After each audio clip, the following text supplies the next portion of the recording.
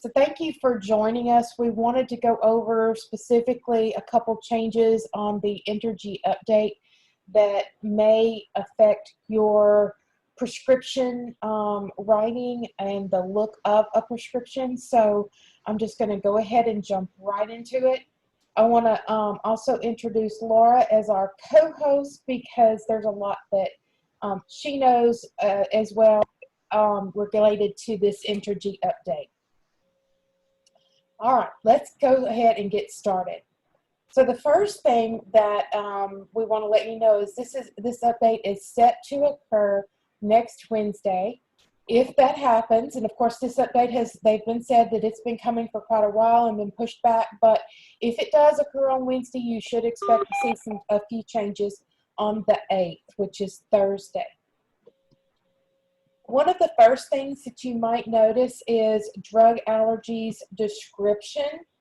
The drug names contain the drug name, the strength, the form, the route, and we were seeing long list of drug allergies like with the same name. And so now what it's going to do is the new drug allergies will only be saved with the base name. For instance, instead of you saving like amoxicillin with whatever, it might just save the base drug name of penicillin. This is what it was looking like. You see how all these amoxicillins were in there. So it's my understanding that they were going to clean that up, and instead of seeing the specific name, the brand name, you're just going to see that it was an amoxicillin or a penicillin.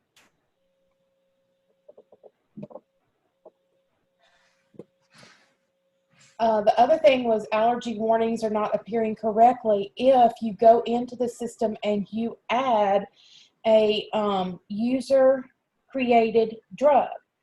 I wish that this was something that we could turn off in the system. However, it's not. Please, whenever you are adding a medication, don't go and add a new medication to the file. Back when we started Intergy, people were going in and creating all these new medications instead of searching for the medication that's already in the system. So please search for that medication in the system and don't add a new drug. When you add a new drug, what that does is the system doesn't recognize it. And so when it's doing the DUR or drug utilization review to make sure that there's no contraindications with taking them together or things like that, it doesn't recognize something that you added. So that's one of the main reasons not to add a drug yourself. There's also going to be they said a fix where if that drug table that's on the back side, you can't see the drug table, but if there's not an NDC number that's associated with that medication, you're not going to be able to see it on your e-prescribe menu. So as you know, when you open your e-prescribe and you select that drug, if you're not able to e-prescribe it, reach out with the IT ticket and let us know it's not available so that Laura, myself, we can check to make sure that the NDC number is in the backside of that file.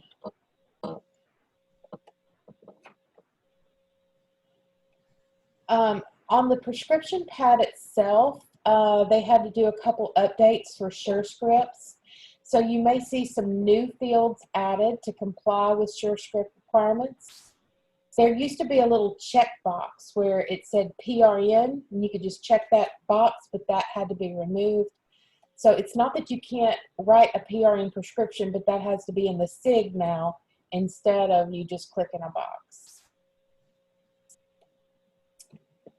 Packaging updates. So this is one of those things where I think they were trying to get a little more congruent on different packaging options.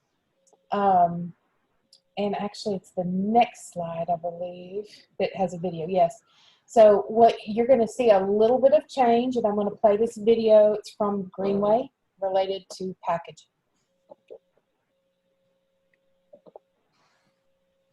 Let's look at some of the new RX packaging features.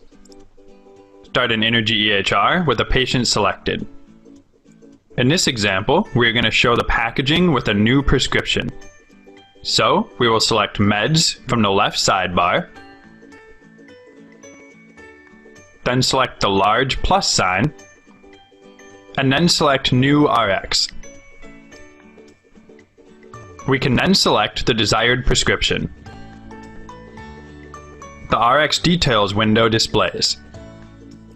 Here we can see the new packaging feature where we can then decide the package amount for our patient.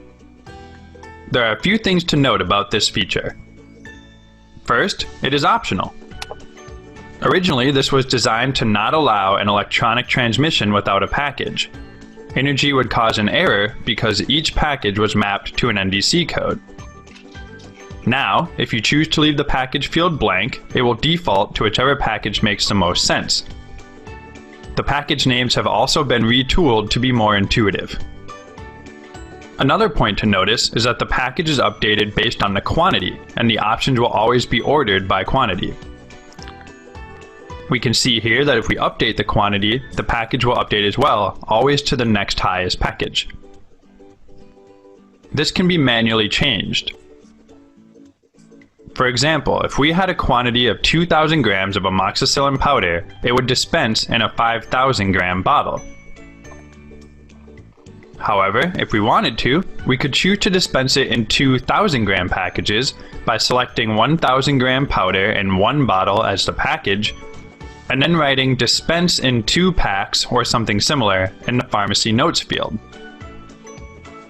As a final note, for tablets, capsules, and liquids, Intergy does not allow a manual package choice, as it will always default based on quantity. This decision was made to take some burden off of clinicians, since the only difference there would be in tablets, capsules, and liquids would be the quantity.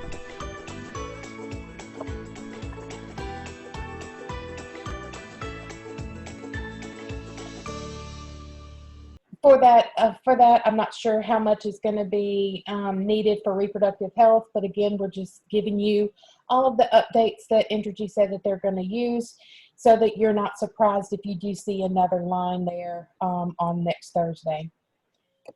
One of the things that Laura was working with was updating the units.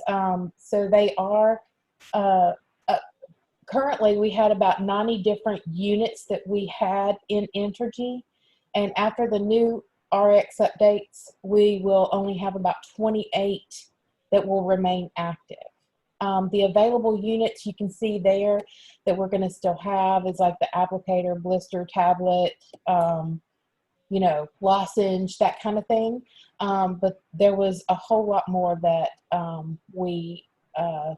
that Intergy eliminated. So, Laura, do you have anything else you'd like to add to that? The only thing I want to add to that is that the current favorites that are in the system, there were only a handful that were identified that had units that are going to be retired. And I've already sent that list to Tammy and Deborah, and we've talked about what to change those to so that there will hopefully not be an effect on your favorites list when the new system goes live, because we've already corrected those. Thank you. So one of the other things that I'm hoping will work, real-time prescription benefits. So once you fill in the diagnosis, quantity, units, days, and pharmacy, then on the right side of that screen, it's going to run real-time pharmacy benefits. Now, it will only do this if there is a prescription drug plan keyed into the system. So I'm anxious to find out if eligibility is run. Will it automatically download that and have this available? But it'll tell you as the clinician, like for any prescription that you're writing, based on their insurance and pharmacy benefits, about how much it's going to cost. And then if it's a high cost, you can also do preferred alternative, and then it'll give you some maybe alternative that may be cheaper.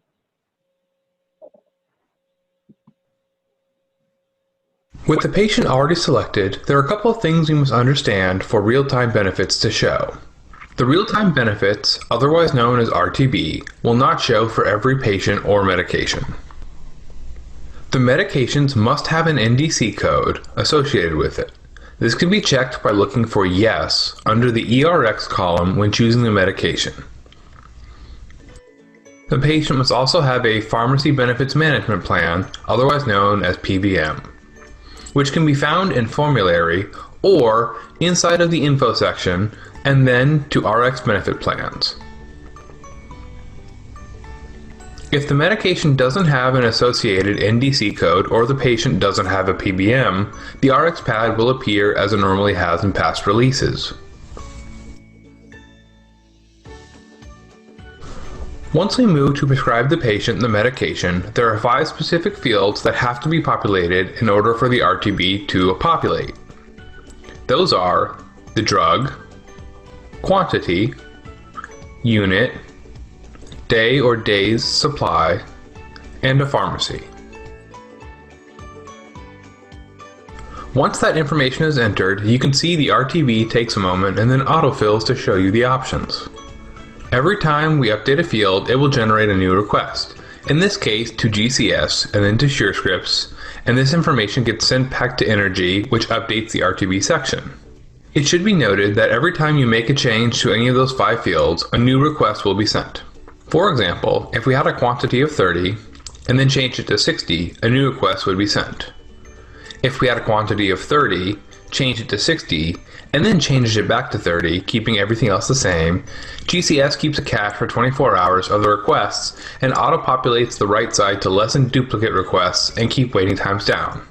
You can see that the RTB panel breaks down by days, quantity, patient cost, and cost per day. We also have chosen to display the mail order symbol if it is a mail order pharmacy. In this case, if the prescriber decided the patient needed something like a 90-day supply, we can select that particular offer by selecting the Select button. When this happens, we can see that the information on the left is automatically updated. Some other important notes are that there will never be anything such as 20 pharmacies shown. The system maxes out at 4 and typically shows different types such as retail, 90 days at retail, online, and sometimes a specialty. Additionally, there can be up to 5 alternative medications, each with the same number of pharmacies.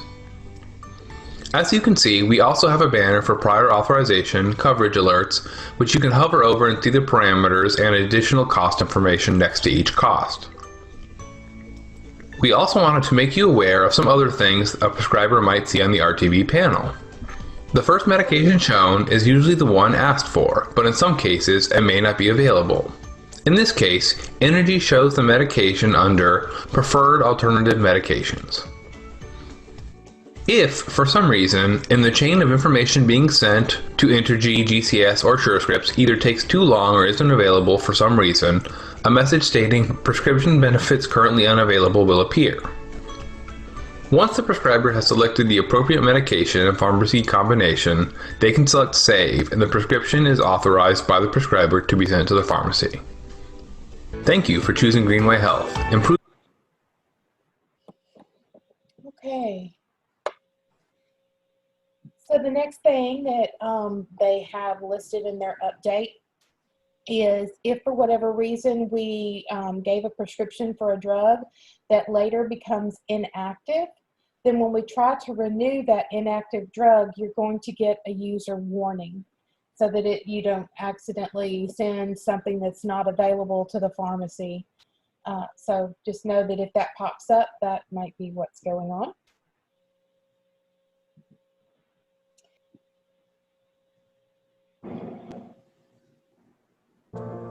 Welcome to Intergy 12.00.00.01, otherwise known as .01.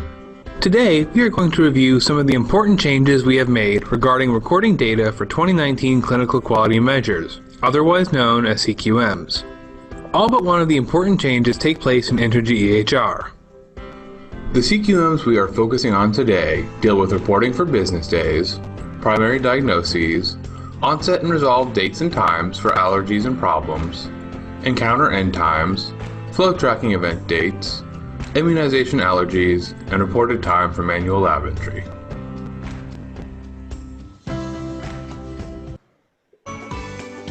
This update gives the users abilities to select the primary diagnosis on the order's charges card.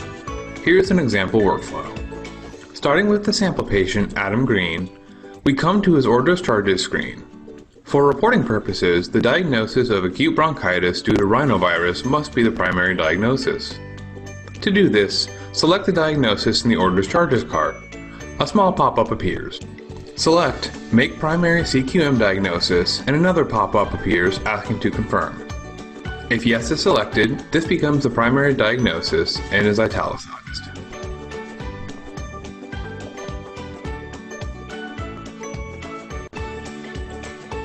For CQMs regarding the onset and resolve times for allergies and problems, users are now given the ability to select when the exact time and onset or resolution is recorded. The resolved option only appears if the status is set to resolved. For defaults, if the date of recording the onset or resolved is the current date, the time defaults to the current time. If the date is not today, the time defaults to 12 o'clock a.m. but can be changed. Here is a sample workflow. With the practice patient Alice Cameron selected, a change to her allergy to bandaging tape needs to be made. First, select allergy on the left sidebar. When selected, Intergy will open up the allergy where you can see and view more information on the allergy and take action if needed, such as editing from the top right corner or right-clicking on the allergy and selecting Edit.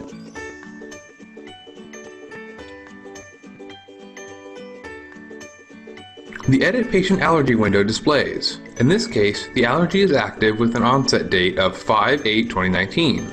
Notice that if the onset date is before the current date, the time changes to 12 o'clock a.m. But if the date is changed to today, the time defaults to the current time. If the status is updated to resolved, a resolution date and time can be input and it will follow the same rules as onset.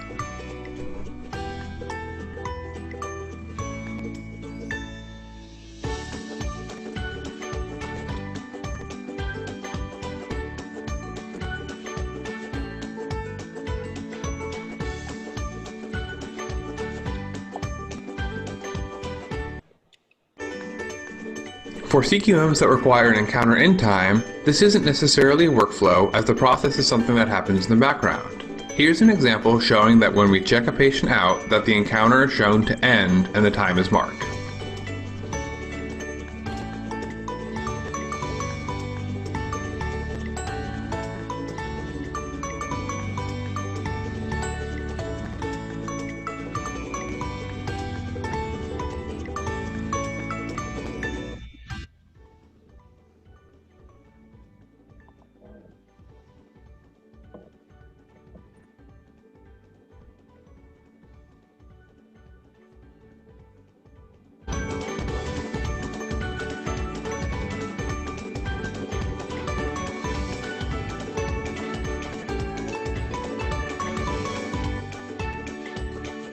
Use criteria.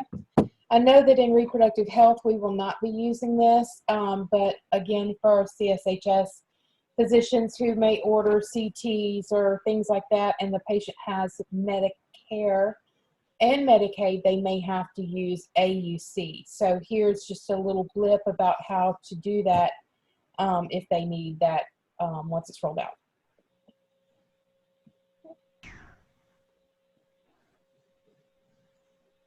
Let's review the workflow.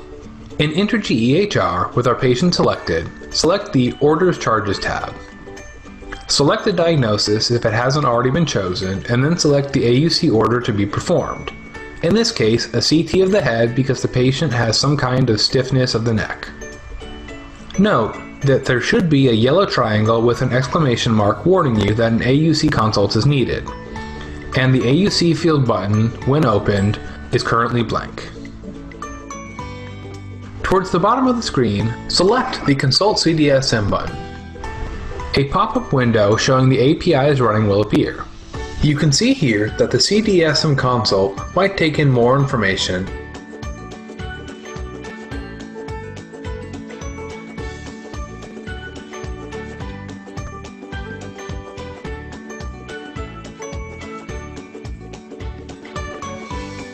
and then a CDSM order selection window will display.